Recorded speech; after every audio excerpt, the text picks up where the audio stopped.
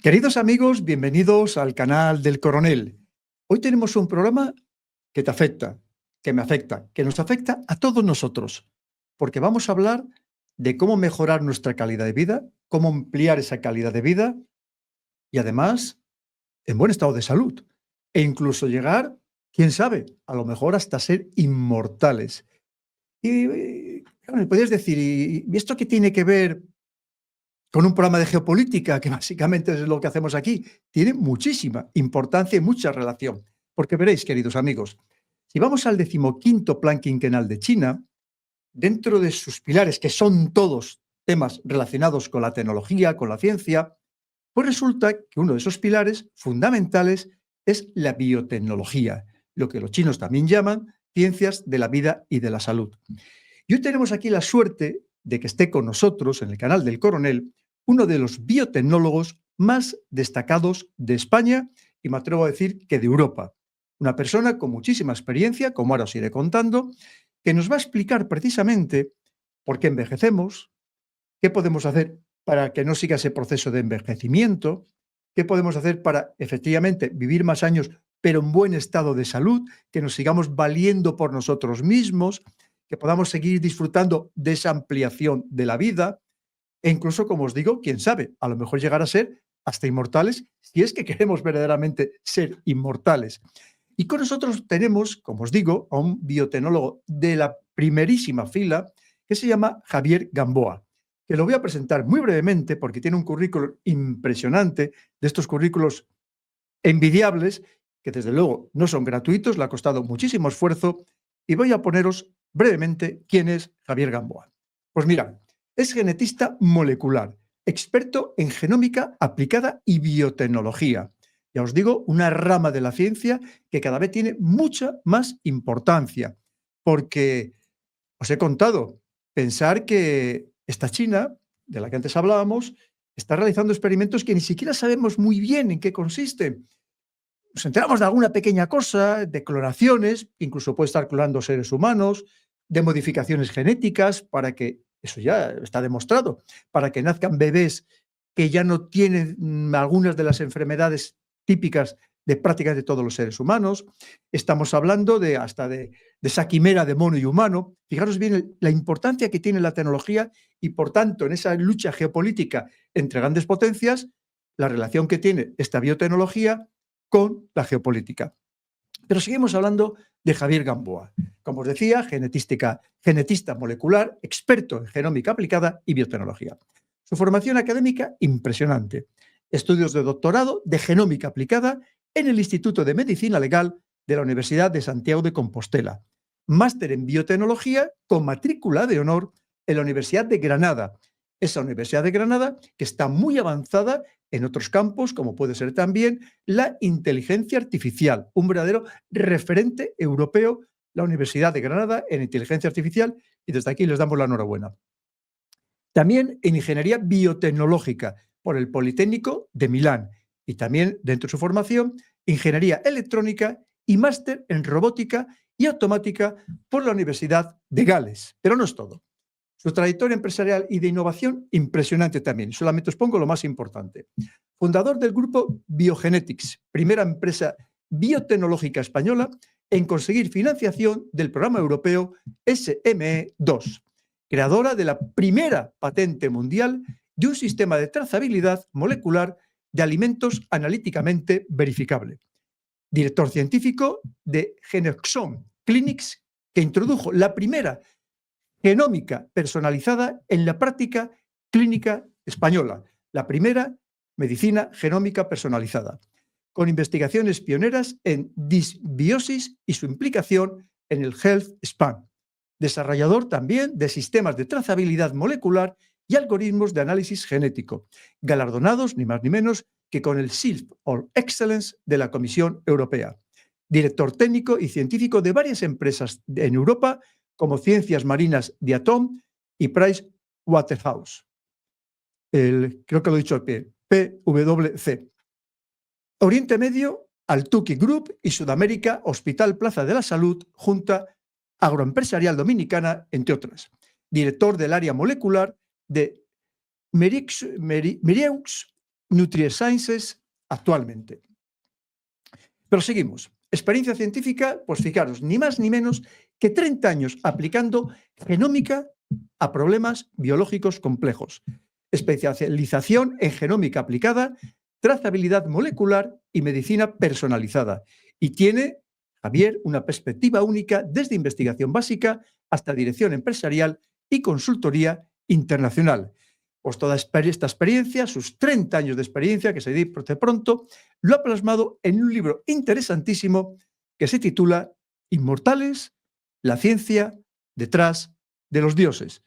Pues de todo esto y de mucho más es de lo que nos va a hablar Javier Gamboa, que ya veréis cómo nos va a interesar muchísimo, porque nos va a dar también muchas pautas de cómo podemos mejorar nuestra calidad de vida, ampliar nuestra vida, pero precisamente eso, con gran calidad, para poder disfrutar los años que ampliemos a nuestra esperanza de vida. Pues ya tenemos aquí con nosotros a Javier. Javier, bienvenido al canal del Coronel. Buenas tardes, Pedro. Bienvenido. Pues Javier, qué interesante todo lo que nos vas a contar y quizás deberíamos comenzar por la parte histórica. Es decir, desde siempre los seres humanos, las personas, han intentado a lo largo de los siglos ampliar su esperanza de vida, han intentado incluso ser inmortales. Hay una ansias de trascendencia, de convertirnos prácticamente en seres humanos de vida permanente. Pues la verdad es que sí. La humanidad siempre ha tenido un anhelo constante por entender la vida, entender cuál es el sentido a nuestra estancia en la Tierra y tratar de trascenderla, es decir, tratar de comprender todo esto. Y ha sido un anhelo, como efectivamente estamos diciendo, desde los inicios de la humanidad hasta tiempos recientes, como bien sabemos, con anécdotas recientes como el comentario entre Putin y Xi Jinping, efectivamente hablando sobre que la cosa está hecha y dentro de poco viviremos hasta los 150. Esto es así, incluso desde antes de que nos pudiésemos denominar humanos o de que estuviésemos en un estadio en el que ya nos denominamos humanos, ya los propios neandertales hay evidencias arqueológicas de que efectivamente hacían enterramientos que ponen en evidencia que tenían una percepción, y estamos hablando, ya digo, de homínidos prehumanos, tenían una percepción de que iniciaban un viaje, de que la muerte era efectivamente una transición hacia algo.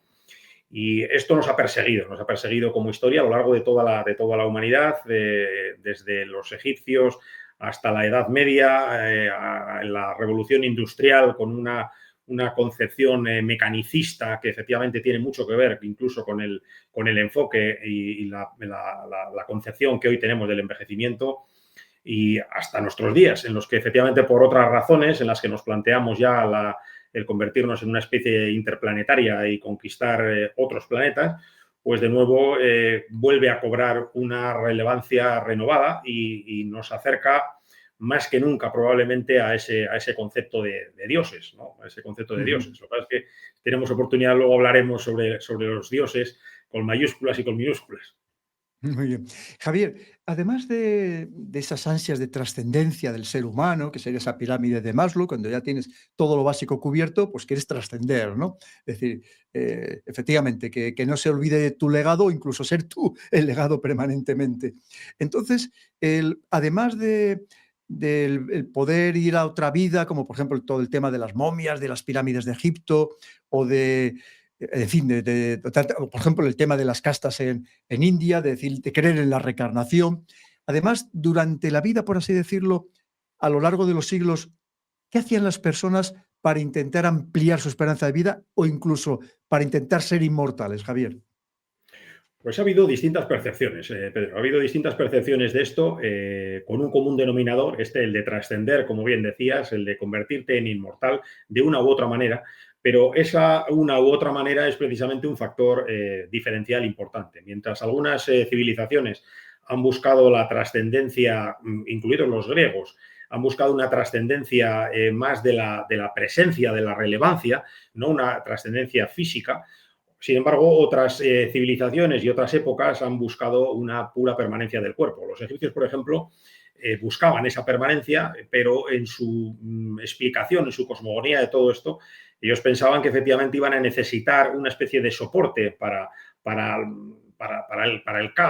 el alma que ellos denominaban, y de alguna manera las momias no eran más que ese soporte que pudiese albergar en el más allá esa reencarnación, ¿no? Una especie de reencarnación.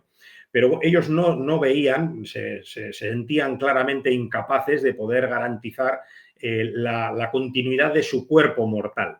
Sin embargo, según hemos ido avanzando en la historia, esto se ha pretendido. Y ahí nos encontramos, por ejemplo, emperadores chinos, muchas generaciones de emperadores chinos envenenándose con distintas pociones a base de jade, a base de otras sustancias. En la Edad Media también con oro coloidal, oro bebible, que efectivamente ahí sí cambiaba completamente la percepción, y lo que pensaban es que iban a encontrar la posibilidad de vivir indefinidamente. Ahí surgen incluso distintas desviaciones en las que se vincula precisamente de una manera curiosa, que daría para irnos, pero no nos vamos a desenfocar. Pero ya desde ese momento se vincula, y tenemos ahí el caso de los vampiros, tenemos el caso de Fausto, tenemos el caso verdaderamente en el que se empieza a vincular esa inmortalidad con un pacto con las fuerzas del mal, que son las que de alguna manera te confieren esa inmortalidad. Es decir, empieza a asociarse la inmortalidad con algo tal vez que se intuye negativo, ¿verdad? Pero eso no quita que verdaderamente las clases pudientes, con más entusiasmo que ciencia, o que acierto incluso, porque la ciencia a veces, a pesar de ser ciencia, se equivoca, con más, como decía, entusiasmo que acierto, intentasen de una manera muy persistente, eso nadie se lo niega, trascender y convertirse en inmortales, o al menos ser lo más longevos posibles. Con muy poco éxito. Con muy poco éxito hay siglos enteros en los que precisamente y paradójicamente, irónicamente, las clases más pudientes dilapidaron verdaderas fortunas para la época en acortar su vida, no en alargarla, sino en acortar la vida en la que precisamente su posición les proporcionaba. Es decir, clases pudientes que verdaderamente ya disponían de la mejor sanidad del momento, de la mejor alimentación del momento, de las mejores condiciones de habitabilidad, casas bien aisladas, comodidades para descansar. Pues bueno, a pesar de tener todo esto, ellos gastaban un dinero adicional para terminar envenenándose, ¿no? Persiguiendo ciertamente lo contrario, pero el resultado era otro.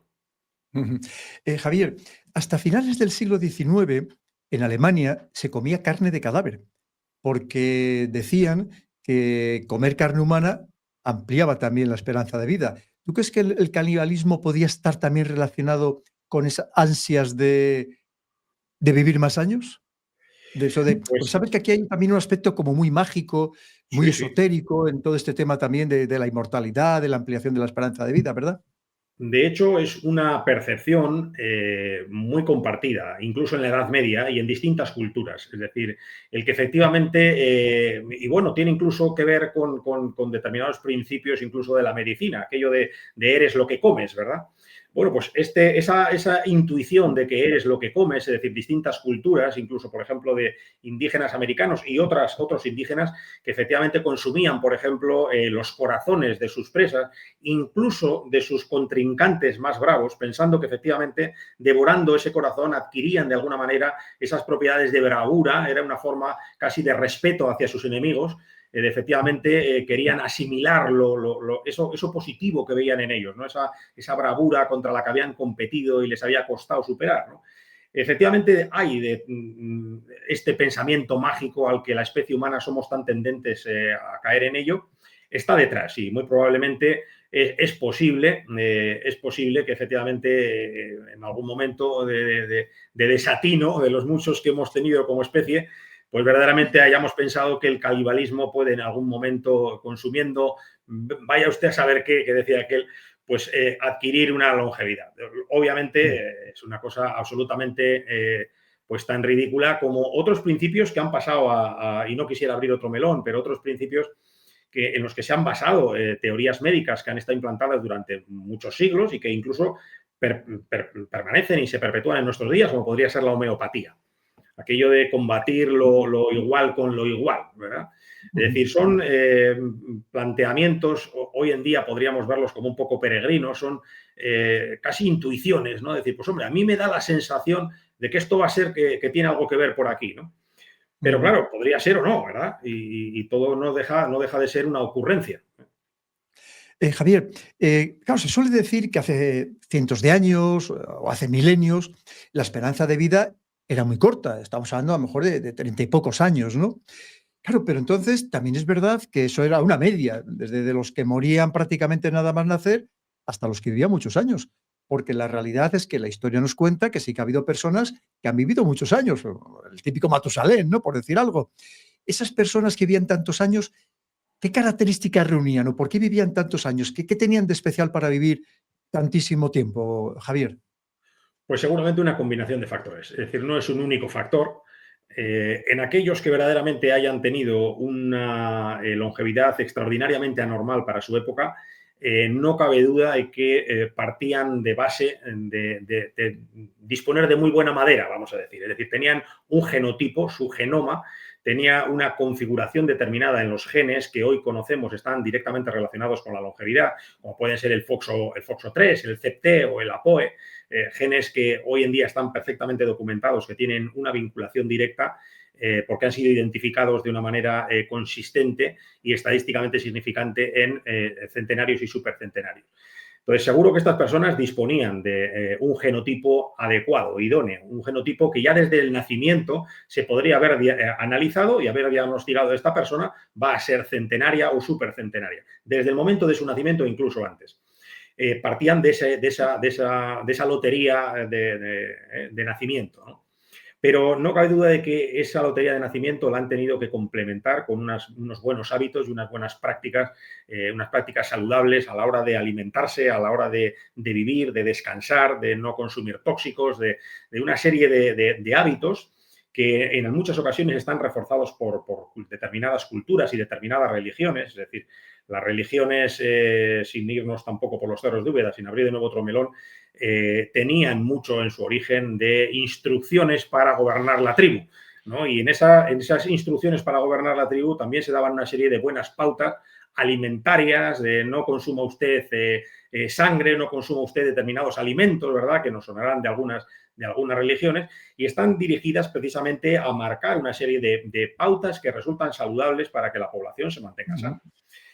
Entonces, estas personas seguro que comían poco, es decir, paradójicamente el comer poco es una de las formas más sencillas de vivir más y mejor, pero también muy probablemente, como ocurre, por ejemplo, en el caso de Japón, tenían una serie de hábitos de consumo habitual de ciertos alimentos como fermentados, etcétera, etcétera, de temas fermentados lácteos o no lácteos, por ejemplo, el chucrut, también como cualquier otro fermento alimentario, o incluso encurtidos, que también tenemos una tradición más o menos amplia de encurtidos en España, pues bueno, favorecen el mantenimiento de una población en el microbioma intestinal que tiene mucho que ver. De hecho, es uno de los hallmark of aging, la disbiosis.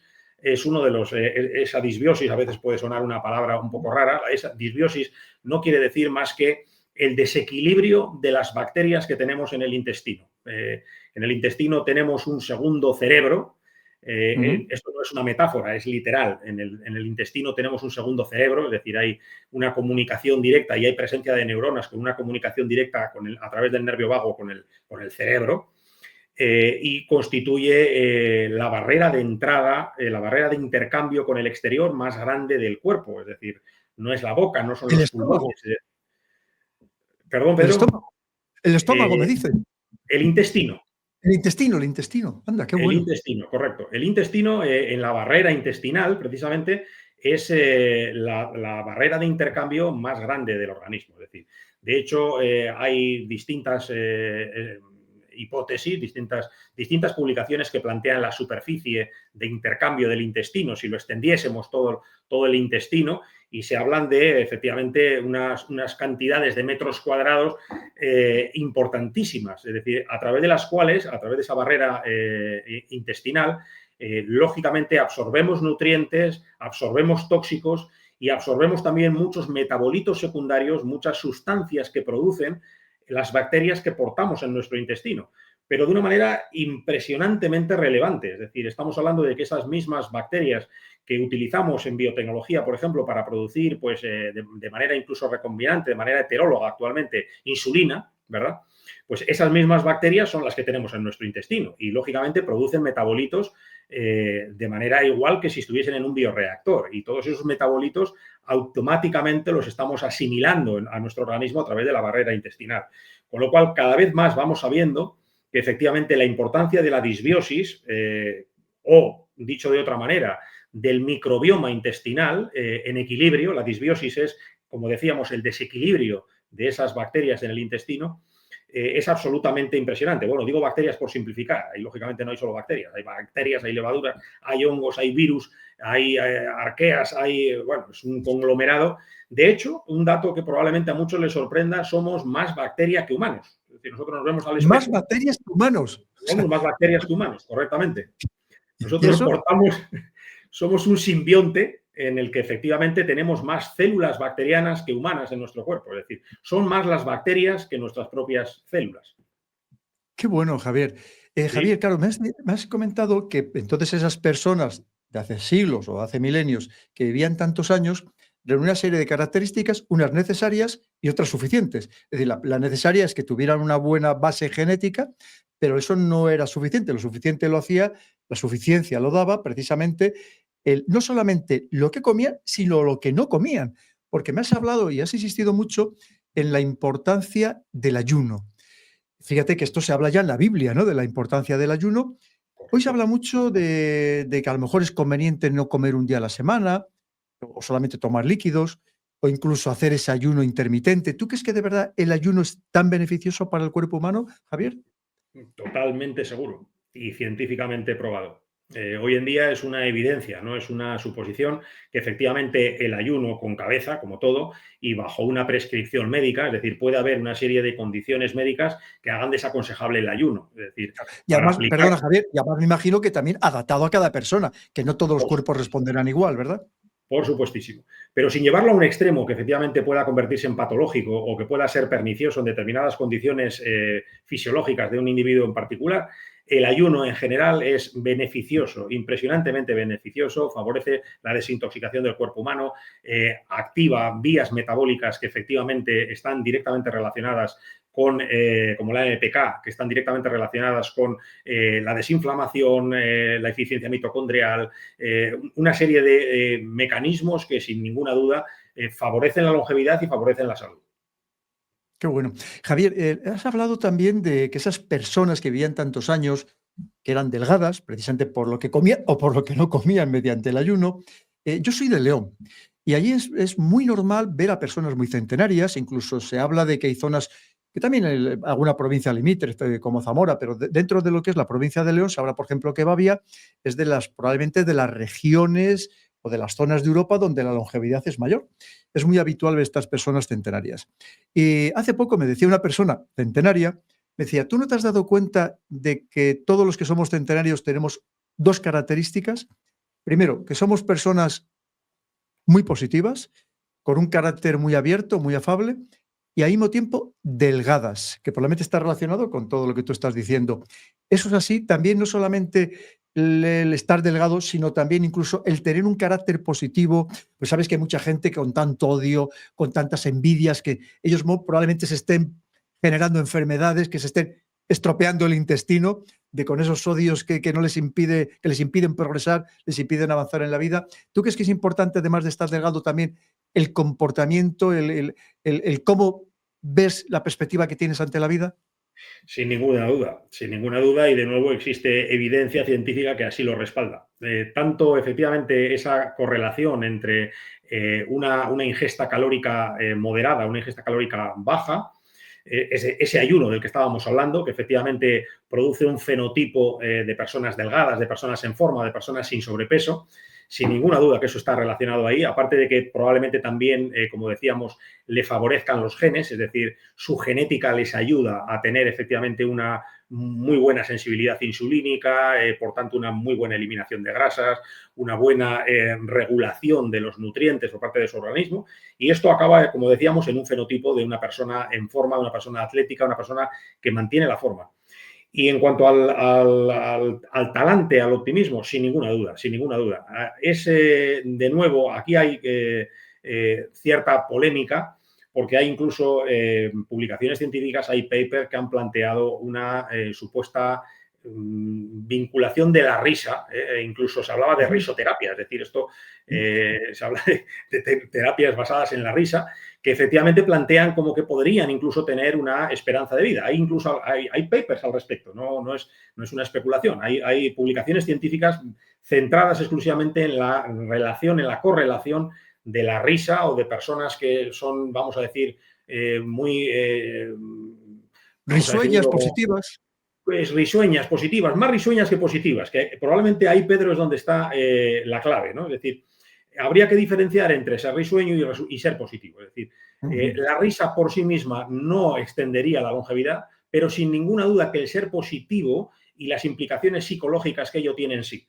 Es decir, el no favorecer el exponerme a dosis altas de cortisol, el no tener un estrés elevado, el no generarme unos niveles de oxidación celular mayores de los que pudiera tener, no cabe duda de que favorece la longevidad.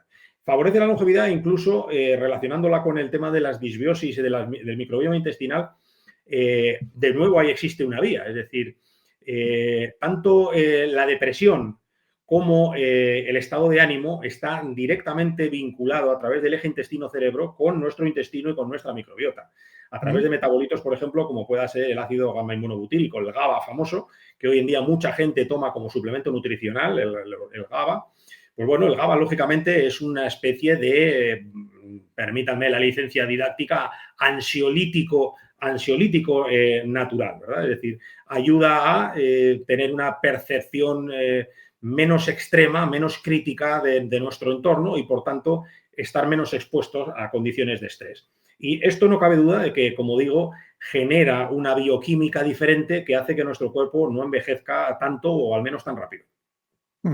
Javier, precisamente estas personas tan centenarias, claro, y sobre todo en aquella época que tenía los hijos muy jóvenes, tienen hijos que pueden tener 80 años, 70 años, e incluso nietos de 40, 50 años.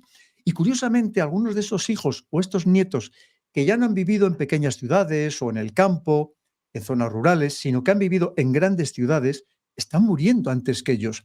¿Nos puede estar afectando esta alimentación con alimentos ultraprocesados, esta contaminación de todo tipo, acústica, electromagnética tan desconocida, química y también, como tú decías, un estrés de vida, una vida tan sumamente loca, tan que vamos corriendo a todos los lados, todo el mundo pitándose en los coches, todo el mundo parece que va a carreras? ¿Esto también nos está perjudicando nuestra calidad de vida y nuestra esperanza de vida, Javier?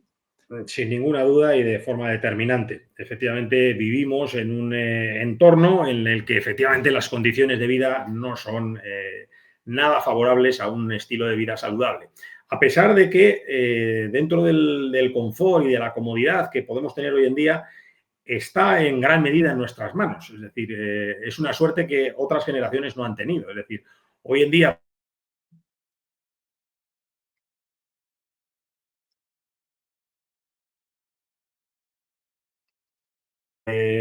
lo que Antes, cuando no existía un smartphone, no tenías la oportunidad de usarlo en caso de una emergencia. Ahora sí tienes la oportunidad de usarlo en caso de una emergencia y tienes la misma posibilidad de, si crees que no te es necesario y no te está aportando nada, al menos positivo, apagarlo sencillamente y no tenerlo encendido 24 horas y tener una dependencia de él. Es decir, sí, la respuesta es sí. Es decir, nuestro entorno hoy en día no es favorable a una vida prolongada de manera natural. Tiene mucho que ver, comentábamos antes, con la entropía, tiene mucho que ver con que efectivamente para resolver un problema generamos otros nuevos y esto lo que hace es que efectivamente todas las soluciones que hemos buscado a problemas que teníamos nos han generado a su vez problemas nuevos. Y todo ese cúmulo de problemas nuevos que resolvieron los anteriores tienen un impacto negativo en nosotros. En la alimentación, efectivamente, con ultraprocesados, la presencia de residuos químicos, ahora muy de moda, por ejemplo, mencionaba antes el tema de los MOSMOA, el tema de los PFAS, el tema de residuos que efectivamente hace unos años ni siquiera habíamos oído para nada hablar de ellos. Hoy en día están muy presentes, hoy en día están regulados, están transformando la seguridad alimentaria. Idénticamente igual otro tipo de impactos, los impactos electromagnéticos, los impactos incluso por radiaciones ionizantes. Es decir, sin ninguna duda hay una serie de... El entorno que hemos creado, que es favorable para muchas cosas y que nos ha permitido alcanzar la mayor longevidad que ha conocido la humanidad, sin ninguna duda para llegar ahí hemos generado otros problemas que también tienen su impacto negativo. Ahora, con todo, yo en esto, como comentábamos antes, Pedro, soy o tengo una postura que creo que nos victimizamos de manera innecesaria. Y como decíamos, había acuñado este término de refugiados de la abundancia, de refugiados de la abundancia. Es un término tuyo, ¿no? Original. Refugiados de la abundancia. Explícanos un poquitín, danos un detalle más. ¿Qué significa eso de refugiados de la abundancia? Por favor, Javier. Pues esto de refugiados de la abundancia es efectivamente una posición en la que nos autocolocamos, en la que nos queremos victimizar de una serie de problemas que primero, de los que no huimos o que no modulamos correctamente nosotros mismos, y que por tanto tendemos a situarnos en una posición de victimización. Es decir, podríamos hablar, por ejemplo, de lo que estábamos hablando antes de las pantallas. Decir, oiga, pues si la pantalla tanto le molesta, contrólela usted como un adulto. Es decir, la pantalla no es más que un dispositivo, como si usted decide no tener ninguna pantalla. Es decir, es su decisión, oiga. Pues, o lo mismo ocurre con la alimentación. No es que no como igual de bien. Oiga, está en su mano comer como usted desee comer. Es decir, al menos tiene esta posibilidad. No todas las épocas han tenido la posibilidad de comer como ellos hubiesen querido comer, ni muchísimo menos de comer con la seguridad de todo tipo, seguridad alimentaria, el famoso, lo diré, food safety y food security, que en inglés tiene un significado completamente distinto. No es lo mismo el food safety que el food security. Ambas se refieren a seguridad alimentaria, pero una se refiere a la capacidad de disponer de alimentos, que estaríamos hablando del food security, la seguridad de que yo voy a tener un alimento que llevarme a la boca, y la diferencia en los anglosajones del food safety, que sería cómo de seguro es ese alimento que yo me llevo a la boca, es decir, me va a intoxicar o no. ¿Vale? Pues ahora disponemos de ambas por primera vez en muchos siglos. Tenemos mejor food safety y food security que nunca. Oiga, no nos victimicemos, no nos pongamos, ay, pobrecitos de nosotros, no. Es decir, en este sentido estamos en una posición mejor que nunca. Es decir, lo que probablemente estamos es teniendo, pues, en mi opinión personal, y respeto a la de todo el mundo, por supuesto, faltaría más, pero estamos teniendo un proceso de infantilización, un proceso en el que efectivamente no terminamos de empoderarnos y de responsabilizarnos con todas las opciones que tenemos. Tenemos más opciones que nunca. Lo que hace falta es usarlas con sabiduría y usarlas con decisión. Y aquí es probablemente donde se nos está yendo un poquito la musa y donde verdaderamente, a pesar de tener más opciones que nunca, no las usamos bien y nos resulta más agradable victimizarnos. Y de ahí surge el término, ¿no? Es decir, somos refugiados, nos refugiamos de la propia abundancia, vivimos mejor que nunca y sentimos la necesidad de refugiarnos de ello, ¿no? Es decir, es una cosa tremenda. No sé qué haríamos si viviésemos en una situación desfavorable, ¿no? Ya sería tremendo. Sí, ahora mismo sería tremendo, porque tenemos muy poca capacidad de resistencia, efectivamente. Javier, dices que estás escribiendo un nuevo libro. ¿Cómo se titula ese nuevo libro? Moríamos por comer. Moríamos por comer. Me da la impresión de que eso tiene un doble sentido. ¿Juegas ahí con las palabras? Así es, así es. Tiene un doble sentido de moríamos por comer en el sentido de si moríamos porque lo que comíamos no era seguro o moríamos porque nos moríamos de hambre, moríamos porque teníamos un hambre terrible por comer. Y efectivamente quiere hacer ese juego de palabras y compararlo con la ironía sublime en la que cuando tenemos, como decía, la mejor disponibilidad de alimentos, los tiramos por toneladas, tiramos los alimentos por toneladas, y esto debiera hacernos pensar y mucho. Tenemos unos alimentos más seguros que nunca y, sin embargo, añoramos efectivamente la comida de hace 2 siglos cuando te podías intoxicar porque la pasteurización no se conocía. Es decir, es delirante, es delirante. Ujú. Tú en el libro hablas de envejecer, hablas mucho de envejecer. Si lo que estamos hablando es de cómo podemos ser inmortales, que significa al final vencer el envejecimiento, te pediría por favor que nos definas qué es envejecer y por qué envejecemos. Uh-huh. Pues envejecer es difícil de definir.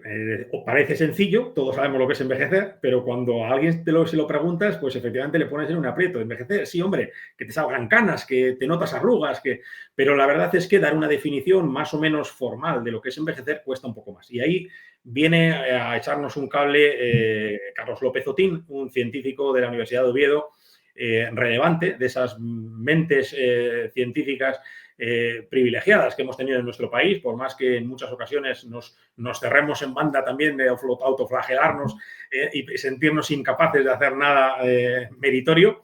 Pues bueno, López Otín establece efectivamente un marco muy relevante para la biogerontología moderna, que son los 12 Hallmark of Aging, publicado junto con otros colaboradores, que precisamente es la gran virtud de este paper, que hacen un abordaje multidisciplinario desde distintos ámbitos y consiguen hacer una visión muy global e integrada de todos los factores que están involucrados, que regulan realmente a nivel biológico y a nivel fisiológico el envejecimiento.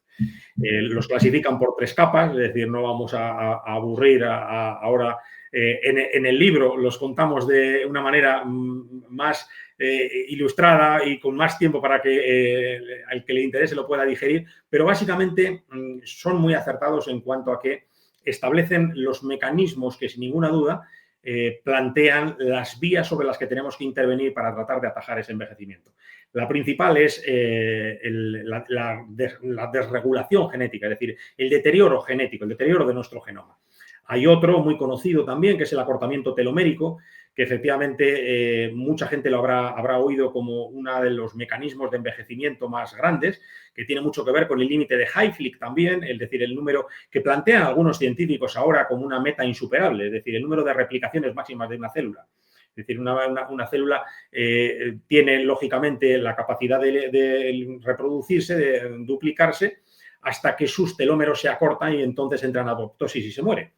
Y desde algunos se plantea esto como una meta insuperable, a pesar de que, lógicamente, pues bueno, tiene intervenciones, es decir, y son intervenciones bien conocidas a través de telomerasas, de enzima que efectivamente lo que hacen es impedir que esos telómeros se vayan acortando. Los telómeros, como digo, ya digo, es un tema más o menos extenso y más o menos, sobre todo para quien no haya leído antes sobre ello, es un tema un poco árido de entrada.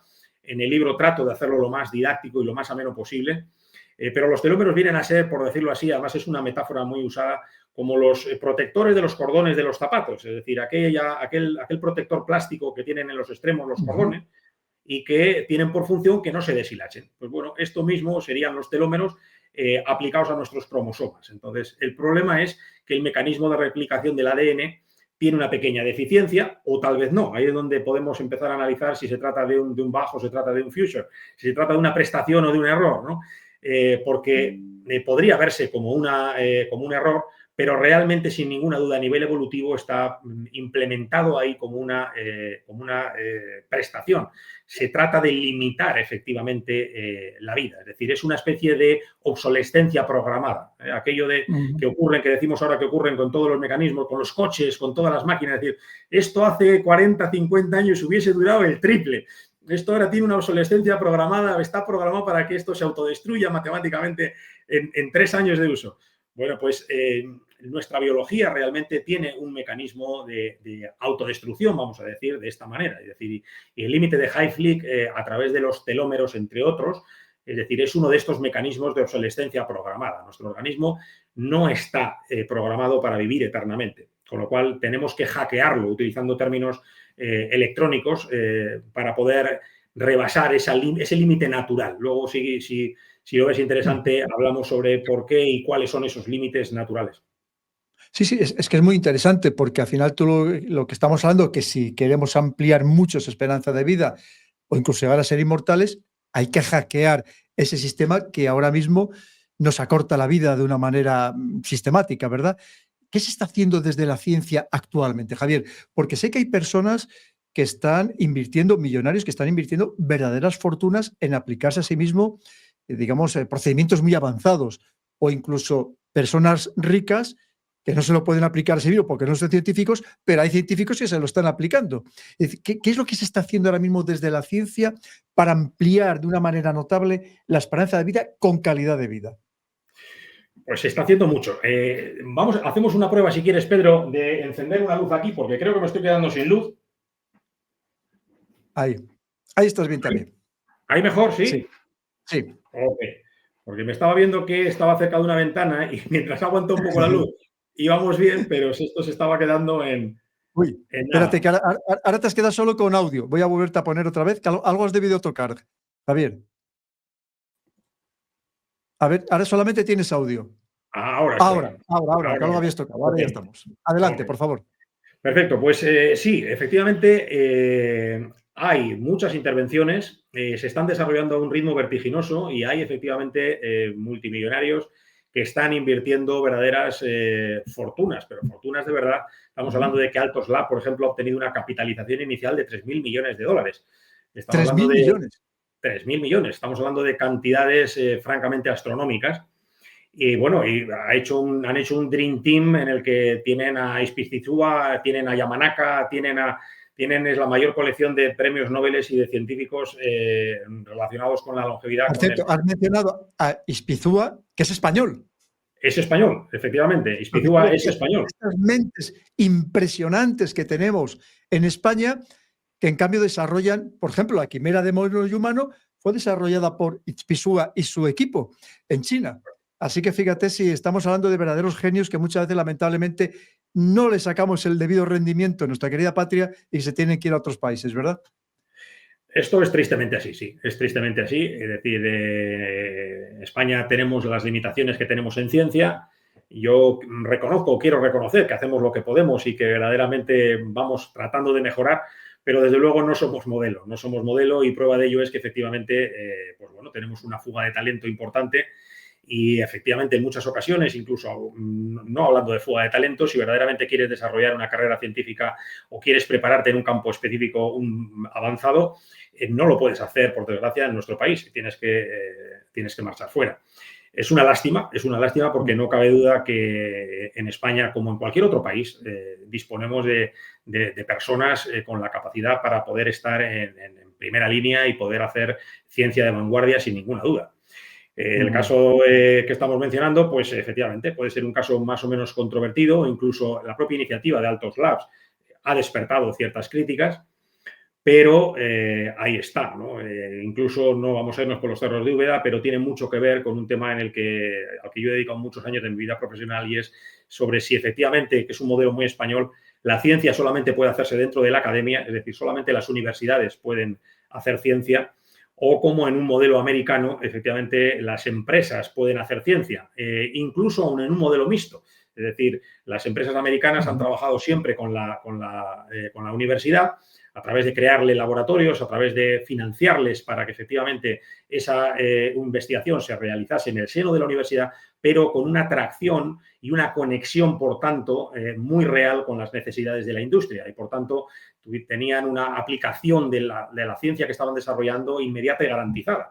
Esto que hemos tardado años en definir como TRLs, ¿no? Es decir, como los niveles de cercanía al mercado de una tecnología, ¿no? Pero bueno, sin irnos por los cerros de Úbeda, efectivamente hay mucha tecnología que se está desarrollando para luchar contra la longevidad. Se están invirtiendo cantidades francamente astronómicas y aquí haríamos mal en no mencionar un punto que además tiene bastante que ver tanto con la geopolítica, con efectivamente esa distribución de poder en el planeta, como el hecho de que nos estamos planteando y creo que todos somos conscientes, unos más, otros menos, pero todos nos estamos planteando convertirnos en una especie interplanetaria. Esto no es pequeña cosa, que decía aquel. Y, lógicamente, convertirnos en una especie interplanetaria requiere de una serie de, no me atrevo a decir mejoras, pero sí cambios, que tienen mucho que ver con que grandísimas fortunas, y además siempre de los mismos millonarios que están omnipresentes, pues estén invirtiendo en longevidad. Es decir, hay una continuidad, una continuación de ese anhelo por la inmortalidad personal. Es decir, por un lado, quiero perpetuarme para poder completar mi proyecto, para poder ver hecho realidad este sueño que yo tengo, y esto, lógicamente, no lo voy a poder conseguir en una vida, al menos en una vida de 80 años, necesito más años. Esto, punto número uno. Pero punto número dos, todas estas tecnologías están directamente relacionadas con una serie de modulación de las rutas metabólicas, de las características fisiológicas que tenemos como humanos, que no son idóneas para vivir, por ejemplo, en un planeta como Marte, o que no son idóneas para salir al espacio.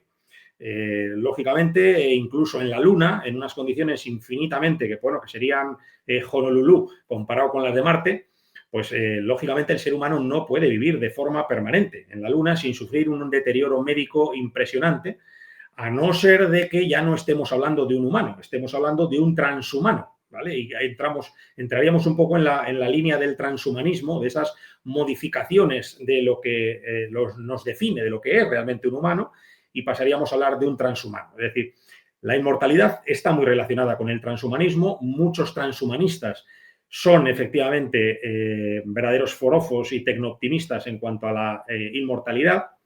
Plantean a Aubrey de Grey y toda esta gente. En España también tenemos personas en estas mismas creencias y teorías. No voy a dar nombres para no verdaderamente entrar en polémicas, que no es lo que se pretende, pero desde luego sí creo que merecen una reflexión crítica, merecen un análisis al menos desde otra perspectiva. Es decir, no tengo ni muchísimo menos claro, y es una forma absolutamente eufemística de decir que opino que la inmortalidad no solamente no es posible, sino no es deseable.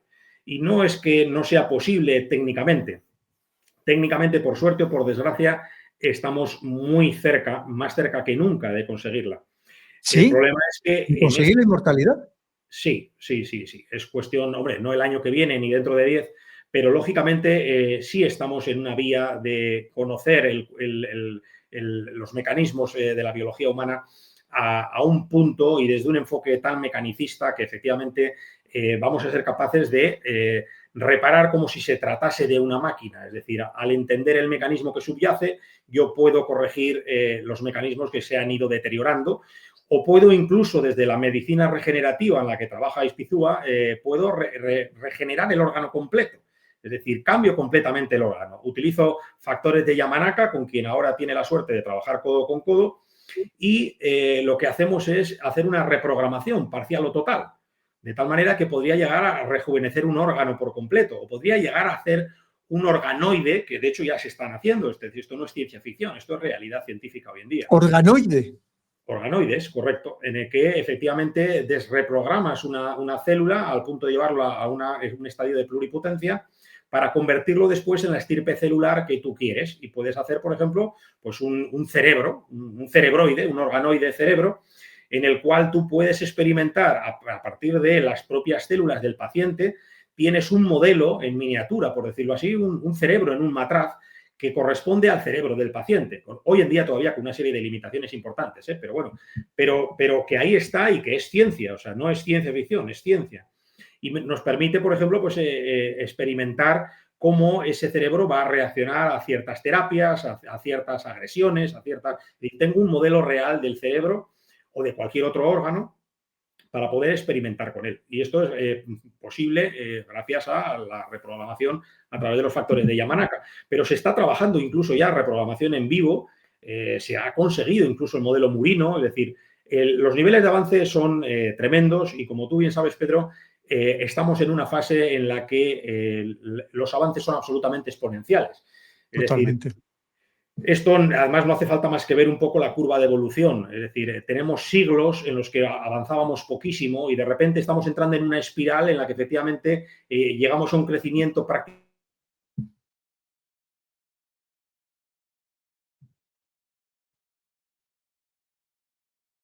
década, porque no nos engañemos, estamos hablando de que toda esta confluencia de factores tiene lugar durante la última década.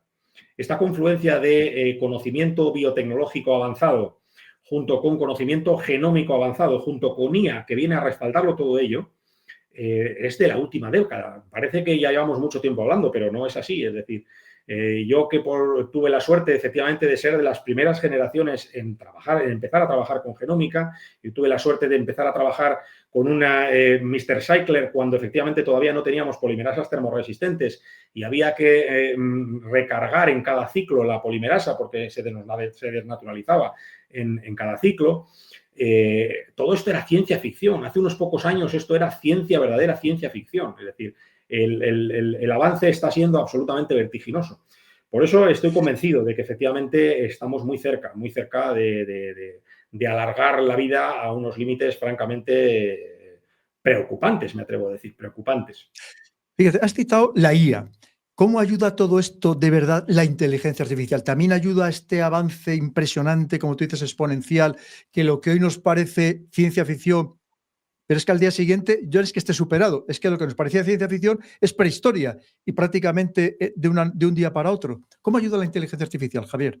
Determinante como lo va a ser en todo. Es decir, probablemente el hecho de que se hable de una burbuja de la IA pues es como aquello de la peor de las mentiras, ¿no? Porque es una verdad a medias. Es decir, probablemente haya una burbuja, pues muy probablemente haya una burbuja.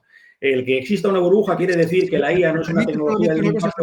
Claro, si me permites, una cosa es que hay una burbuja financiera, bursátil, y otra Correctamente, ese cosa es el es factor que clave. la inteligencia artificial no vaya a seguir a un ritmo vertiginoso. Otra cosa es que hay una concentración de empresas, no está proliferación, no que todo el mundo ha querido ganar dinero con la inteligencia artificial. Ahora, que la inteligencia artificial, si alguien piensa que esto es una burbuja, que esto va a parar aquí, yo creo que coincido contigo plenamente que están totalmente equivocados y no saben de qué va esto. Perdóname, Javier. No, en absoluto, totalmente de acuerdo, Pedro, totalmente de acuerdo. Así es decir, y por eso precisamente lo puntualizaba, porque ahora se están hoy empezando a oír, no, la burbuja de la IA, esto es como las .com y va a pinchar y tal, no nos engañemos. Es decir, probablemente una cosa es que empresarialmente, lo que estábamos hablando, los humanos no sabemos usar tecnología disruptiva de una manera racional. Primero la convertimos en un circo y después la vamos desinflando hasta que la llevamos a su dimensión real y empezamos a aprovecharla de verdad. Probablemente ahora estemos en esa fase del circo todavía, pero que nadie se equivoque. Es decir, la inteligencia artificial es una burbuja, probablemente pueda ser empresarial con esta tecnología de Silicon Valley, de premura, de rapidez, de inflarlo hasta el delirio de los hype, pero detrás hay una herramienta potentísima que va a marcar un antes y un después en la historia de la humanidad, sin ninguna duda. Y en biotecnología o en genómica, en ciencias de la vida, exactamente igual. Ahí tenemos el caso de DeepMind con AlphaFold, que después de aplicarlo a un juego y hacer AlphaGo, pues decir, bueno, pues esto seguro que vale para alguna otra cosa. Y así en un rato hicieron AlphaFold y revolucionaron por completo lo que viene siendo el reproducir los plegamientos y las configuraciones de las proteínas. Una técnica impresionantemente laboriosa que requiere de aplicación de cristalografía, de especialistas bien entrenados con dedicación durante años, una labor absolutamente tediosa y muy laboriosa. Ahora estamos hablando de que una IA hace en unas horas el trabajo que antes a un equipo muy bien preparado y con buenos recursos le hubiese costado años de trabajo. Fíjate, Javier, hace poco aquí en Madrid estuve en un congreso internacional sobre inmortalidad. Había personas de muchos países, algunos en presencial, otros online, que algunos tenían ya conferencias grabadas que luego se emitieron ahí por pantalla. Y yo participé, como siempre, yo no soy técnico, ni mucho menos, vamos, ya me gustaría, vamos, ni por asomo. Yo siempre doy la visión geopolítica de todos estos aspectos. Entonces participé en la última mesa redonda, los demás eran todos grandes científicos, y cuando terminaron de hablar, ahí me tocaba, y como siempre, un poco, pues, poner el contrapunto. Porque allí el presidente salió, por ejemplo, una mujer que era científica, que se estaba inyectando o experimentando con ella misma. Lo que nos mostró de lo que era a la situación actual era algo espectacular, tenía como 60 años y parecía que tenía 20 años, clarísimamente. Y luego también, pues, multimillonarios que nos sacaron allí imágenes, lo mismo, de personas que están gastando, como tú decías, fortunas en aplicarse todos estos procedimientos a sí mismo. Porque esto lo enlazamos, como tú bien has dicho, también con el transhumanismo. Pero pues yo dije que había, para mí, dos problemas muy importantes, además de cuestiones éticas, había dos problemas muy importantes. El primero, que como tú bien has dicho, lo que estamos comentando, que esto no quedará solo para los ricos, que si esto efectivamente esto se popularizara y fuera para todo el mundo. Pero claro, ahí viene otra segunda parte, que es el otro problema. Si estamos hablando de que hoy ya el sistema de pensiones es insostenible, ¿cómo vamos a sostener el sistema de pensiones si una persona, su esperanza de vida la estamos ampliando de los 90 años a los 120, 130, 150 o más años? Es decir, esto sería una transformación social y absoluta, total. Me gustaría que abordaras tanto el tema de que esto efectivamente hay que democratizarlo, que no quede solamente para las personas pudientes, y por otro lado, todos los problemas sociales y económicos que va a generar esta ampliación de la esperanza de vida, ¿verdad, Javier? Tal cual, Pedro. De hecho, yo cuando empecé a escribir el libro, era un punto que me preocupaba y de hecho era una de mis inquietudes a la hora de escribir el libro, pero tuve mis dudas al principio de si tocarlo o no tocarlo porque verdaderamente me sentía un tanto incómodo metiéndome en campos en los que no soy un especialista. Pero al final la verdad es que no pude resistirme a abordarlo. Creo que es una cuestión de sentido común y creo que incluso desde la ciencia también hay mucho que aportar. Hay el capítulo 7 en el que efectivamente hablo de lecciones aprendidas de la naturaleza y hablo efectivamente de por qué en la naturaleza... Luego no le vas a quitar lecciones aprendidas de la naturaleza, que eso me interesa muchísimo. Seguro que a todos nuestros queridos oyentes igual. Pero perdona, que te he vuelto a interrumpir, Javier. No, en absoluto. Y efectivamente, hay lecciones que aprender de la naturaleza, de cómo actúan en la naturaleza los seres vivos que son centenarios, que son muy longevos, y Oye, por qué la perdona, y hay mayoría algunas no que lo son son. inmortales, ¿verdad? Como algunas medusas que son inmortales. Correctamente, correctamente. Algunas son inmortales, así es. Algunas son inmortales. Y otras impresionantemente, vamos, es aquello del chiste, ¿no? De que hay que fusilarlos, pero varias veces para matarlos, como los turritopsis, los famosos ositos de agua, que verdaderamente es una resistencia impresionante, una resistencia a temperaturas extremas, a radiación, a presión, a desecación absoluta. Es decir, es prácticamente una inmortalidad de facto. Sí, sí, existen estos microorganismos. O sea, microorganismos, perdón, estos seres vivos. Pero Entonces, claro, sí, lo que te decía, el problema de que esto no quede solamente para los ricos, ¿verdad? Esto esperemos claro, pero ¿habrá interés de verdad en difundir todo esto? Porque fíjate que se habla que hoy hay nanomedicamentos que actúan solamente sobre la parte enferma del cuerpo, que no tienen ninguna otra contraindicación, que no dañen ninguna otra parte del cuerpo, pero que en cambio, poco menos que no quieren que se conozcan para que el pueblo no los exija, ¿no? Claro, estas medidas que ahora mismo haya de transhumanismo, de mejora, de potenciar las capacidades humanas, de momento sí. solamente lo conocen una pequeña parte de la población. ¿Habrá interés de verdad en popularizar todos estos conocimientos, estos avances, estas posibilidades, Javier? Pues depende, como diría el gallego, es decir, depende de efectivamente quién sea el que lo promueva. En principio, yo creo que a las grandes élites, viendo un poco esta mano negra, ¿no? Estos poderes que existen, que efectivamente tienen una serie de intereses en preservar sus fortunas y en seguir gobernando un equilibrio mundial, pues la respuesta más sensata, sin caer en paranoias, a mí me parece que es que no.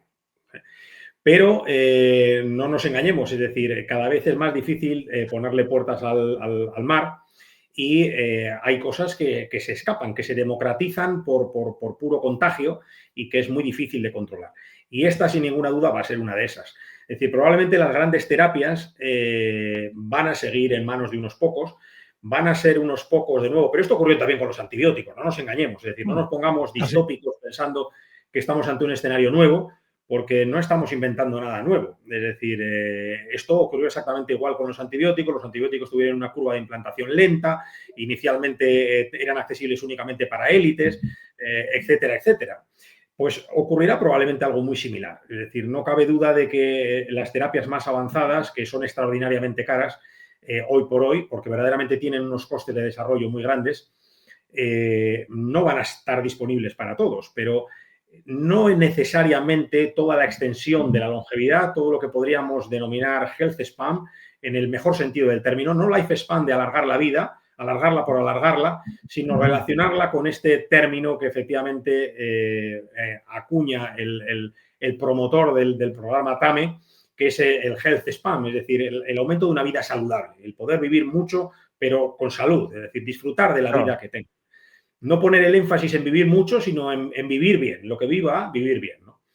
Esto es más difícil, porque verdaderamente hay intervenciones que son muy asequibles, que son en las que, para mí, tristemente, incluso científicos de prestigio están aprovechando para monetizarlo. Y, lógicamente, acabas cayendo en una promoción económica de determinadas sustancias en las que tú trabajas, o determinadas terapias en las que tú tienes intereses, ¿no? Pero al margen de cómo se esté manejando esto desde la visión personal de unas personas u otras, lo cierto es que existen senolíticos y existen xenomorfos muy efectivos que, junto con otros fármacos muy económicos, como pueda ser la metformina, junto con otras prácticas como pueda ser el ayuno y como pueda ser el mantenimiento de una población, de una microbiota intestinal saludable, estamos, salvo un genotipo muy malo y unas condiciones, vamos a decir, patológicas especialmente adversas, pues estaríamos en una combinación que de por sí puede alargar la vida de una manera notable. Es decir, se puede alargar la vida de una manera sencilla, es decir, sin tener que recurrir a CRISPR-Cas o a base editing, ¿vale? Que estaríamos hablando de, efectivamente, unas intervenciones muy intrusivas y que requieren de un equipo, de un laboratorio altamente capacitado y con muchas personas trabajando exclusivamente para ti en unas condiciones excepcionales durante mucho tiempo. Y de ahí el coste de la terapia. Hablamos de que, por ejemplo, Casgevy ha ido bajando de precio, pero Casgevy, que es una terapia, para el que no lo sepa, es una terapia basada en CRISPR-Cas para ciertas beta-talasemia y ciertos cánceres hematológicos, pues estamos hablando de que tiene un coste de aproximadamente $2 millones. Entonces, no todo el mundo dispone en metálico, ¿verdad? Entonces, todo el mundo dispone en metálico de 2 millones de euros para hacerse ese tratamiento. Entonces, lógicamente, estamos hablando de terapias que solamente va a poder acceder una élite. Y esto va a mantenerse cuando hablamos de terapias de health span o de life span, idénticamente igual. Sin embargo, ya digo, el poder tomar una combinación de metformina con fisetina o quercitina y a practicar una ingesta de calorías razonable, junto con la monitorización de todo esto, que es un tema que está perfectamente, el tema de los relojes epigenéticos, el tema de la secuenciación a genoma completo, el tema de secuenciación del epigenoma, todo esto que lo que me da es información real para yo poder actuar, es decir, no actúo a ciegas, no hago la que los emperadores chinos, me tomo unas pastillas porque me ha dicho alguien que son muy buenas y me van a hacer vivir más, sino que yo efectivamente primero identifico cuál es mi situación con respecto al envejecimiento. Hoy en día es factible, incluso a través de los relojes epigenéticos, que lo único que hacen es ver cómo se encuentran las alteraciones epigenéticas en determinadas islas CPG y poder a través de ello hacer una determinación de la edad biológica, no cronológica, con una precisión impresionante, de incluso más o menos 2-3 años. Entonces, este es el punto de partida. Es decir, yo soy de los privilegiados, soy de los beneficiados por la lotería genética y tengo un genoma que me favorece o desgraciadamente no. ¿Vale? A partir de ahí, probablemente es de donde salen qué intervenciones que tienes que hacer y con qué premura. Es decir, porque verdaderamente vas a ver que tu reloj corre más rápido que el del vecino, tienes una edad biológica de X años y, sin embargo, una edad cronológica, perdón, de X años y tu edad biológica es mayor, con lo cual quiere decir que estás envejeciendo a un ritmo acelerado o todo lo contrario. Y a partir de ahí decir, bien, ¿cuáles son los problemas que yo tengo? Pues bueno, tengo, por ejemplo, recurriendo a los hallmark of aging, que es el eje vertebrador a través del cual yo en el libro articulo todo este abordaje sistémico e integral. De hecho, probablemente un colega que leía el libro me dice, mira, es uno de los abordajes de los principios biológicos del envejecimiento más completos que he leído. Y verdaderamente era uno de mis objetivos, es decir, tratar de no dejar ningún elemento fuera. Entonces, uno de esos elementos, como decía, pues es precisamente el cómo todos los mecanismos del envejecimiento están relacionados a través de rutas fácilmente accionables y cómo, por ejemplo, puedo identificar sobre qué rutas metabólicas tengo que actuar. Por ejemplo, tengo problemas de regulación de nutrientes, voy a tender a diabetes, voy a tener glucosa muy alta en sangre y con ello voy a tener un acortamiento de mi vida. Tengo problemas de oxidación, porque es a través de esa diagnosis real, con dato real, que yo voy a poder articular terapias personalizadas para mí. Y lo importante de esto es que sea una terapia personalizada. Por eso la longevidad está muy relacionada con la medicina genómica, con la medicina personalizada, que también se está aplicando o se está tratando de aplicar en la medicina tradicional. Es decir, en dejar de hacer medicina de promedios, a la que es un apartado, un tema al que le dedico un apartado importante del libro, le llamo la ciencia del uno, precisamente en lugar de la medicina basada en promedios. Hasta ahora la medicina se hacía basada en promedios. Es decir, precisamente para que los órganos reguladores te concediesen una licencia para tú poner en el mercado un fármaco, tenías que demostrar su seguridad, su efectividad sobre una población generalizada. Correcto. Y sostenida en el tiempo en el que pudieses probar que efectivamente no había factores de ningún tipo que pudiesen efectivamente tener a la larga ningún efecto perjudicial. ¿Vale? Esto tenía una serie de problemas enormes porque desprecia por completo la singularidad en la que se basa la medicina personalizada. La medicina personalizada es la antítesis de esto. No pretende hacer trajes, no pretende hacer, permítanme el ejemplo, ropa de supermercado con talla S, M, L. Exactamente, no pretende hacer tallas para todos, sino pretende hacer trajes a medida. Entonces es la diferencia precisamente entre el traje de supermercado y el traje de sastre. Es decir, y precisamente los organismos reguladores hoy en día, tanto la EMA como la FDA, se siguen basando en sistemas de certificación de medicamentos, de fármacos, basados en promedios. La longevidad, como la medicina personalizada, se basa en lo que yo llamo en el libro la ciencia del uno, se basa en experimentos N1. Y por esto, como decías, Pedro, en este congreso te has encontrado a científicos y no a científicos, a early adopter, a biohacker, que se les está denominando, que efectivamente se convierten en conejillos de indias voluntarios y empiezan a aplicar en sí mismos estas técnicas. Verdaderamente, cuando trabajas en ello, yo he de decir que yo también experimento ciertas técnicas en mí mismo y con cierto éxito, gracias a Dios. Pero efectivamente, sí, lógicamente es bastante, me atrevería a decir casi irresistible, a veces por poder probar la efectividad y en otras veces por probar incluso el acierto de tus deducciones, ¿no? Es un poco aquello del Helicobacter pylori, que también menciono en el libro. Es decir, al final había efectivamente una teoría del establishment médico en el que verdaderamente desde un enfoque completamente escolástico de la ciencia, pues bueno, el Helicobacter pylori, o sea, las úlceras eran completamente, había que descartar que se pudiesen estar provocadas por una bacteria. Hasta que efectivamente un médico australiano consumió la bacteria para demostrar que sí, que era esto, esa teoría que él tenía era completamente cierta. Y ingiriendo Helicobacter pylori, automáticamente te provocabas una úlcera. Entonces, esto en medicina personalizada y en longevidad ocurre. Y ocurre además por el problema que generan la inadaptación de los marcos legales para regular todo esto. Es decir, ese mantenerlo todo off-label, ese mantenerlo todo bajo el telón, fuerza efectivamente un mercado gris, un entorno desregulado en el que cada uno con mayor o menor acierto en función de la información de la que dispone, pues trata de actuar, ¿no?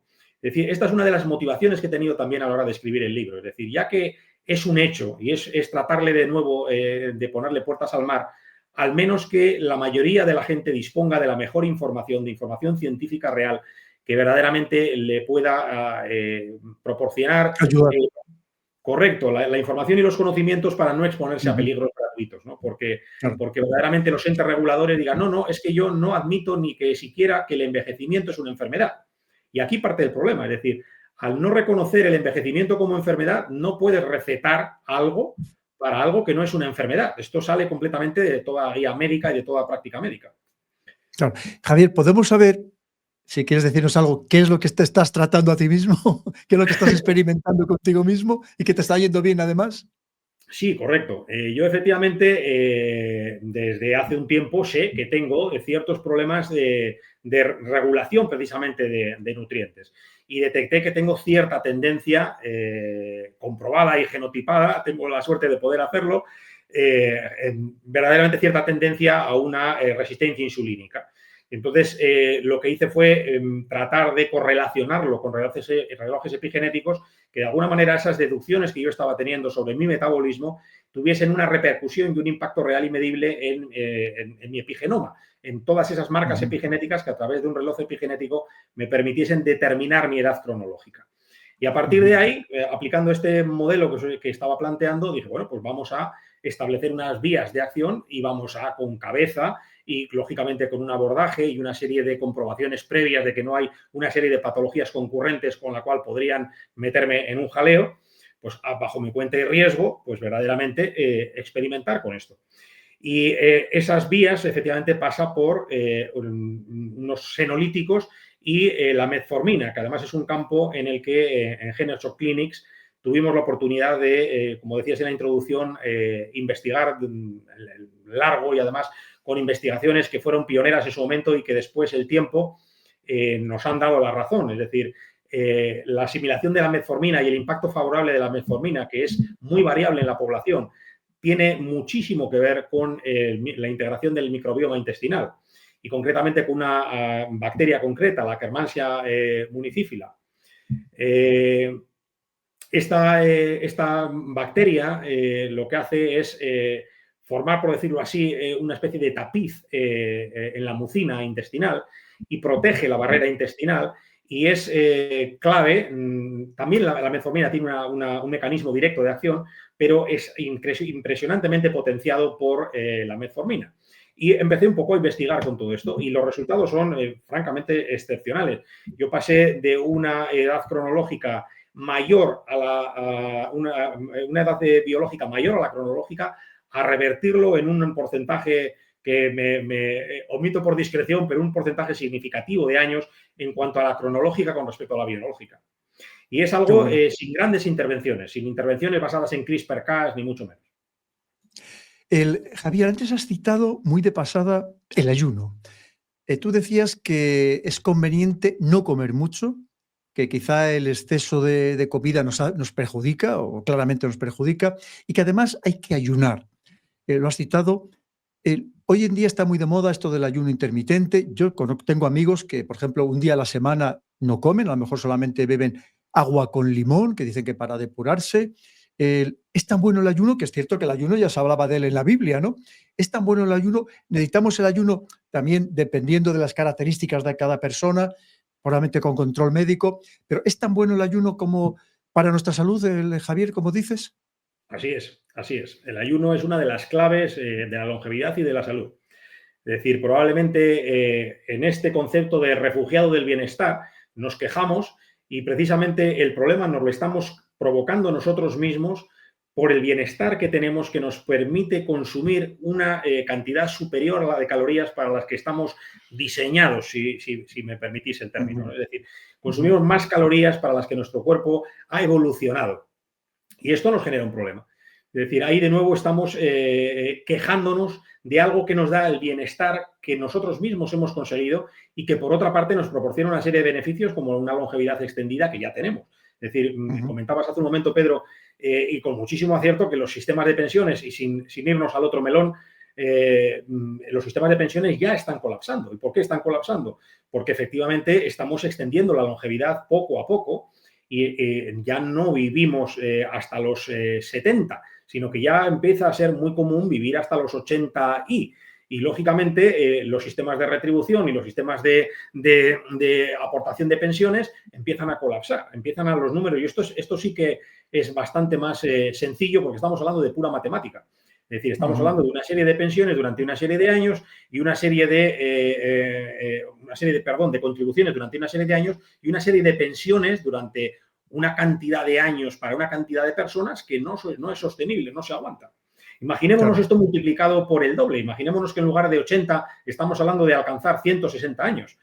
Es decir, desde un punto de vista económico, desde un punto de vista geopolítico incluso, porque atenta directamente contra la sostenibilidad de muchos estados. Es decir, entrarían literal y directamente en quiebra total. De hecho, ya hay ejemplos preocupantes que cito en el libro, como pueda ser Japón. Japón tiene un problema de envejecimiento de la población impresionante. Tiene ahora mismo una población de más de 60 años de un 30%. Y hablan de que para el 2050, no encontré el dato y hice una estimación más o menos prudente, para el 2050 se estima que aproximadamente el 40%, casi la mitad de la población, sean mayores de 70 años.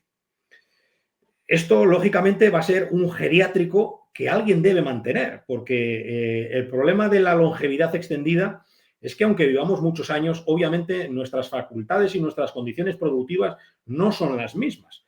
Al contrario, incluso para poder vivir en esa longevidad extendida, dependemos de una serie de fármacos, de ayudas, de condiciones de vida. Es decir, un centenario termorregula mal, por muy centenario que sea, y por tanto, yendo a un ejemplo sencillo, va a necesitar permanentemente de un acondicionador de aire. Ahora imaginémonos que lo necesita todo el año y que todas las casas necesitan mantener un acondicionamiento del clima, una temperatura acondicionada durante 365 días al año en todas las casas.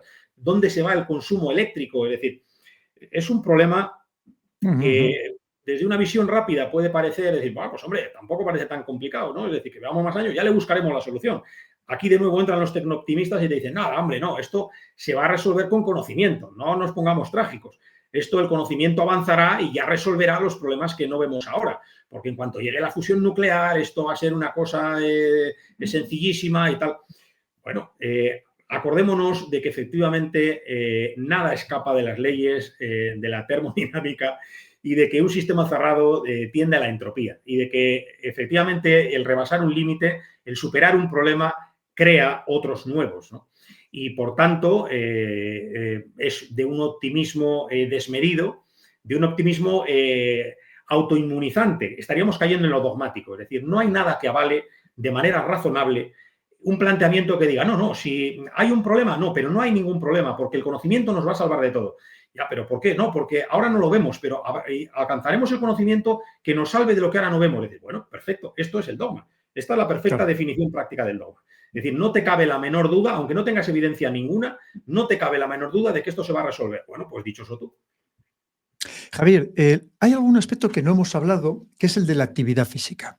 Imagino que para también tener una buena calidad de vida hace falta mantenerse activo, hacer deporte. Claro, también un deporte adaptado a la edad, ¿verdad? ¿Es tan necesario, es fundamental la actividad física y esa actividad física también relacionada íntimamente con la edad? ¿Es algo clave para tener una buena calidad de vida e ir incluso a ampliar nuestra esperanza de vida, Javier? Sin ninguna duda también. La respuesta es sí. Y mucha gente que nos está escuchando dirá, pues se están contando obvios. Pero es que, aunque sean obvios, aunque sean cuestiones obvias, son absolutamente ciertas y acertadas. Y efectivamente son parámetros o conductas que cualquier persona que quiera tener una vida larga y saludable debe implementar, pero debe implementar de una manera cabal, debe implementar en mi opinión, fuera de modismos. Es decir, no se trata ahora de repente me han dicho que el deporte es bueno, me voy a comprar una equipación, de nuevo, los refugiados del bienestar, me voy a comprar una equipación profesional con unas zapatillas de no sé qué y un no sé cuál y tal.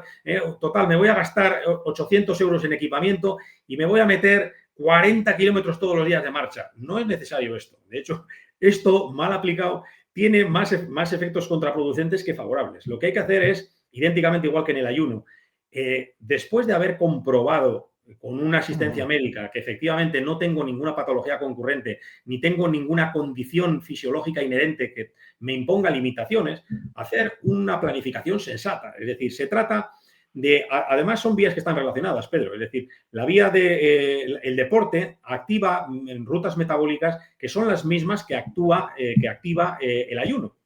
Es decir, la vía, por ejemplo, AMPK se activa también con el ejercicio físico. Es decir, al final todo está relacionado y son mecanismos fisiológicos y bioquímicos los mismos, los que se activan por un lado o por otro. Ya. Efectivamente, un ejercicio moderado, un ejercicio adecuado a la edad y adecuado incluso a las condiciones biomecánicas. Es decir, acordémonos de que hay una parte bioquímica, pero también hay una parte biomecánica. Es decir, me estoy refiriendo, por ejemplo, a las articulaciones. Las articulaciones, de nuevo, viéndolo desde un punto de vista mecanicista, sufren un desgaste como el que sufre una máquina. Entonces, si yo tengo un problema articular, un problema ortopédico, es decir, por mucho que a mí me digan, y no deja de ser cierto, por mucho que a mí me digan que efectivamente la activación de sirtuinas me va a venir bien porque me va a hacer que efectivamente desinflame y me va... Sí, perfecto, todo eso será cierto, pero yo tengo un problema articular en el cual, como no adecue el deporte que practico a mi condición personal,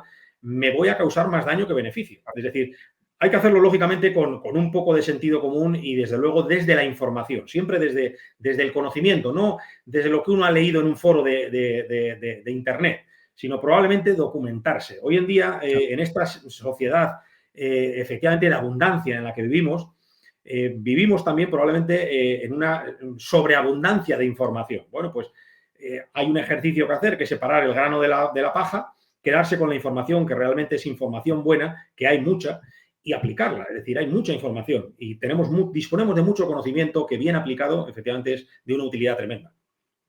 Javier, hay un tipo de medicina personalizada, como tú decías antes, que esto está viniendo de Estados Unidos, donde allí pues, lo pueden utilizar, evidentemente, pues, las grandes fortunas, las actrices de Hollywood, y está viniendo aquí que yo te voy a contar lo que me han contado, que te meten allí, te hacen una prueba durante todo un día de todo tipo, con inteligencia artificial, donde te hacen incluso, digamos, con cámaras térmicas para ver las partes que puedas tener mal de tu organismo, y luego te hacen un tratamiento rejuvenecedor. Es decir, no solamente para ampliarte la esperanza de vida, sino para que retroceda, digamos, cronológicamente tu edad. Es decir, que tu cuerpo tenga una edad que no corresponde con tu edad cronológica. Y a base, pues, de depurativos, de zumos, de caldos de hierbas, de pastillas, de pomadas, o sea, de cremas. ¿Tú crees que de verdad esto funciona y esto ya empieza? Sé que ya lo están haciendo en España. ¿Tú crees, de momento a un coste elevadísimo, como nos podemos imaginar? ¿Tú crees que esto funciona y esto llegará a un momento en que se pueda también popularizar este rejuvenecimiento, de estos procesos de rejuvenecimiento a través, con médicos, con algo científico? Sí, sí. La respuesta corta es sí. Eso funciona. ¿La relación prestaciones-precio es razonable? La respuesta es no. Es decir, funcionar funciona sí. Tiene, lógicamente, un precio de tarifa adecuado al mercado reducido al que va dirigido también. Es decir, yo proyecto que el mercado de estas terapias en la fase actual son grandes fortunas y, por tanto, les ofrezco un servicio premium, un servicio especialmente lujoso, especialmente enfocado a las preocupaciones y necesidades, o no necesidades, más caprichos, podríamos incluso llegar a decir, de esas grandes fortunas que pueden pagarlo, y les diseño un servicio premium a medida. Tienen el dinero para pagarlo, ellos lo pagan, yo les doy el servicio premium que verdaderamente funciona, unas veces más, otras veces menos, como todo. Hay coches que, independientemente de la marca, son mejores y otros peores. Pues en esto igual, es decir, sin hacerle publicidad ni positiva ni negativa a nadie, hay abordajes, yo conozco unos cuantos, hay abordajes muy buenos, hay abordajes regulares y hay abordajes que son más marketing que chicha.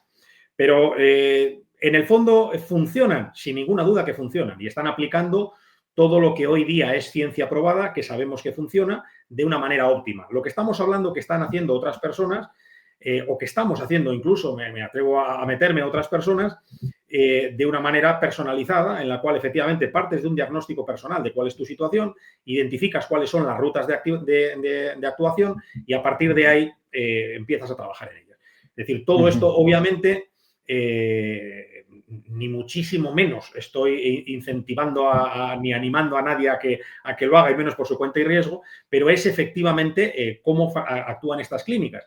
Y actúan también, de alguna manera, fuera de regulación, porque, como decíamos hace un momento, actualmente la Organización Mundial de la Salud no reconoce el envejecimiento como una enfermedad tratable. Ujú. Y por lo tanto, al no ser una enfermedad tratable, está fuera del ámbito de en lo que un médico puede intervenir y dispone de guías oficiales para ello. Es decir, dicho de una manera corta, sin extendernos y de una manera excesivamente academicista para no aburrir a la audiencia, estaríamos hablando de que está actuando off-label, está actuando un poco por iniciativa propia, aplicando su conocimiento en un terreno desconocido, vamos a decir, de buena fe. Pero desde Ujú. luego con cierto riesgo profesional, porque en el caso de que haya complicaciones, en el caso de que existan complicaciones y se le quiera pedir cuentas a ese médico y se le quiera decir, oiga, pero usted, esto que me está aplicando, ¿con qué contraste lo está haciendo? ¿Esto quién lo ha validado? ¿Qué agencia o en base a qué usted me ha sometido a este tratamiento que usted pensaba que era acertado? Bueno, pues esto le puede exponer al médico a una reclamación de revisión de praxis pues bueno, más o menos problemática, ¿verdad? A la que algunos no se quieren exponer y a la que otros, verdaderamente, contra una retribución muy elevada y para un mercado, como hemos dicho, concreto, dicen, bien, pues yo en estas condiciones sí me meto. Pero ya digo, funcionar, la respuesta es sí. ¿Su precio es ajustado a lo que ofrecen? Actualmente no. Hay terapias que sí, por ejemplo, como estábamos hablando, terapias basadas en CRISPR-Cas, tienen precios astronómicos, realmente astronómicos, pero realmente porque valen fortunas preparar esas terapias, que son terapias fabricadas completamente a medida, como estábamos poniendo antes el caso del traje desastre, son terapias diseñadas específicamente a la medida de una persona específica con nombre y apellidos y por tanto tiene un coste astronómico. Las otras terapias que están haciendo no. Pero me parece importante separarlo de la medicina personalizada, que no tiene por qué en absoluto tener un enfoque exclusivamente orientado a la extensión de la longevidad, sino que puede ir perfectamente, de hecho es el enfoque de la medicina personalizada como tal, es un abordaje médico basado no en una medicina de promedios, sino en una medicina orientada al individuo. Es decir, no analizamos que eres una persona caucásica de 30 años, de clase media, que resides en no sé dónde, y entonces te aplicamos un paquete para todo este colectivo. ¿Por qué? Pues porque tu caso puede ser que perteneces a ese colectivo, pero tienes una mutación concreta que te hace especialmente propenso a una enfermedad concreta que no tiene nada que ver con la de la media de ese colectivo. Entonces, para ti, con que estás fuera de esa media, la medicina basada en promedios va a fallar por completo. Y la Claro, medicina personalizada no, porque es una medicina específicamente diseñada para ti. pues Aparte de que totalmente. permite...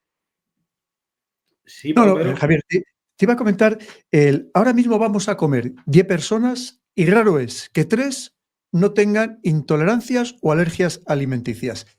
Esto es simplemente porque antes nos preocupábamos de estos temas y si te sentaba mal, pues te sentaba mal y no sabían tus padres ni lo que se te estaba pasando, o porque nos hemos reblandecido, o qué es lo que nos está pasando como sociedad, Javier.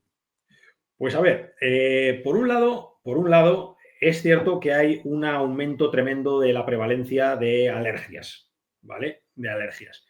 Pero no nos olvidemos de que las alergias y las intolerancias son cosas muy distintas. Y la alergia, verdaderamente, para que se pueda denominar como tal alergia, tiene que estar mediada por inmunoglobulinas, es decir, tiene que ser una reacción muy concreta, muy trazable y médicamente muy conocida. Y las intolerancias, sin embargo, entran en ese terreno de las zonas grises en las que efectivamente todo vale y en la que podríamos estar ante percepciones muy personales, casi modismos, de no, yo soy intolerante a la lactosa, yo soy intolerante al gluten, yo soy, a ver, no mezclemos churras con merinas. La intolerancia al gluten, pues bueno, estaría bien que alguien la defina y la dé un baremo, pero una cosa es la intolerancia al gluten y otra cosa es la celiaquía. Y una cosa es la intolerancia a la lactosa y otra cosa, o sea, una cosa es verdaderamente una intolerancia a la lactosa real y otra cosa es una intolerancia a la lactosa que yo me puedo acabar provocando por no consumir lactosa. Al no Anda. consumir lactosa, mi organismo baja la producción de lactasa, que es la enzima que degrada la lactosa. Y por tanto, si yo en un momento con una baja tasa de lactasa consumo lactosa, no voy a ser capaz de digerir correctamente esa lactosa. Pero es una intolerancia a la lactosa que yo mismo me he provocado a base de no consumir lactosa y por tanto disminuir mis niveles de lactasa. Es decir, creo que es un esnovismo, que me perdone quien se pueda sentir criticado por ello, pero creo que ahora mismo, de nuevo, es otro de esos síntomas de los refugiados de la abundancia. Es decir, tienes más alimentos que nunca y de repente todo te sienta mal, esto no puedo comer, lo otro tampoco. yo sinceramente creo que hay mucho de,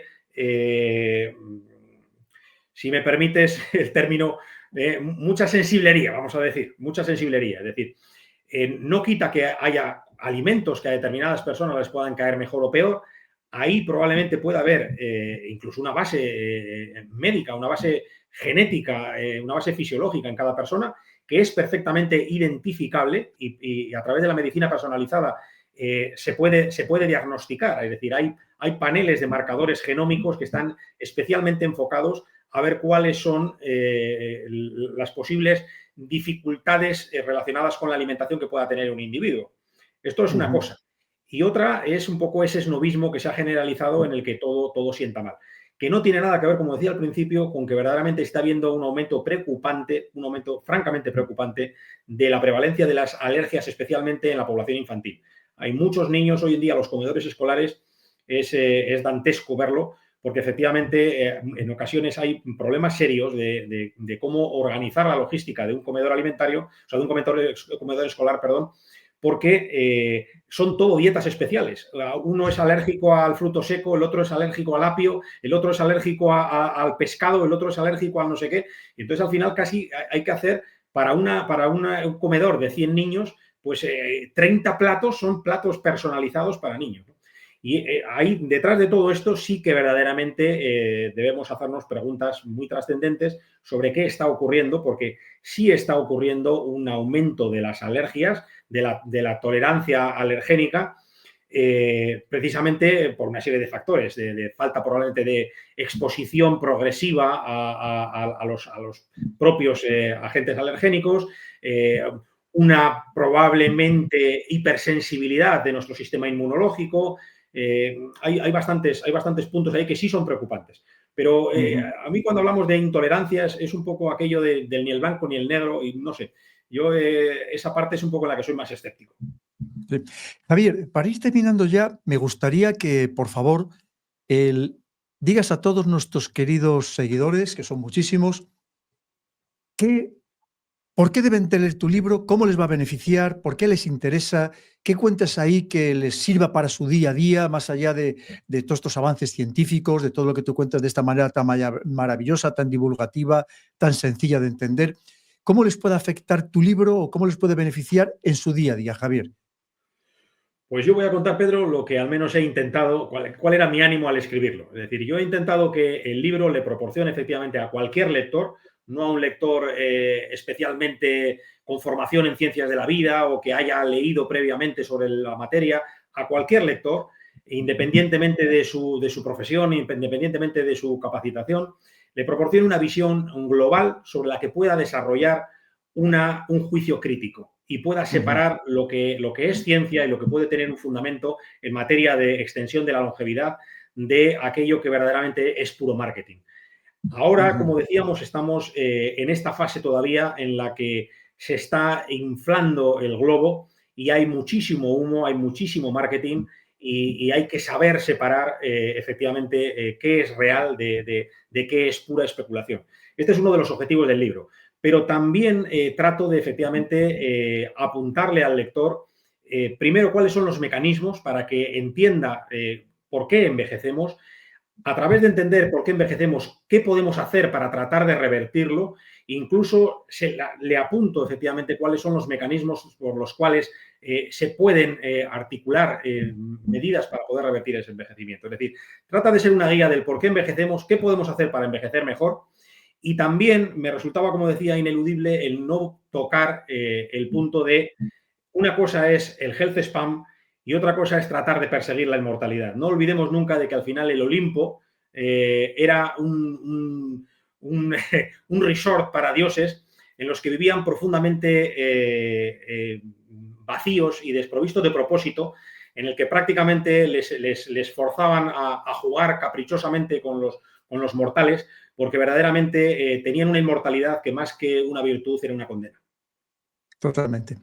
Pues, Javier, interesantísimo todo lo muchísimo que nos has contado. Si escribes el siguiente libro, en cuanto lo escribas, por favor, te vienes aquí también a contárnoslo, que seguro que sea otro apasionado momento. Porque qué gusto cuando un científico de tu talla, de tu categoría, pues nos cuenta todos estos avances que evidentemente nos afectan a todos y que antes o después nos llegarán también al vulgo, a la plebe, aunque ahora mismo solamente lo tengan los grandes multimillonarios o algunos científicos avanzados, y que nos afecta a todos. Y qué gusto que además he de decirte que eres un gran comunicador, que lo has explicado muy bien, lo he entendido hasta yo, así que seguro que lo van a entender también todos nuestros queridos seguidores, y ha sido un verdadero placer contar contigo, Javier. Así que por favor, en cuanto escribas el siguiente libro, me lo dices y corriendo te vienes aquí a que nos lo cuentes con pelos y señales. Pues que recuérdanos el título, cómo va a ser, muy interesante. ¿Morimos por comer o morimos comiendo? ¿Cómo era aquello? Moríamos por comer. Moríamos por comer, con ese doble sentido. Magnífico. Correcto. Pues Javier, enhorabuena y qué suerte que tenemos en España de tener grandes científicos como tú en una rama de la ciencia tan importante como hoy es la biotecnología, que todo lo que significa precisamente para conseguir el bienestar humano, el bienestar de todas las personas. Así que te damos las gracias precisamente por toda la labor científica que haces y gracias en particular por haber estado aquí en el canal del Coronel. Javier, un abrazo muy fuerte. Muchísimas gracias, Pedro. Ha sido un verdadero placer. Un abrazo fuerte. Un abrazo.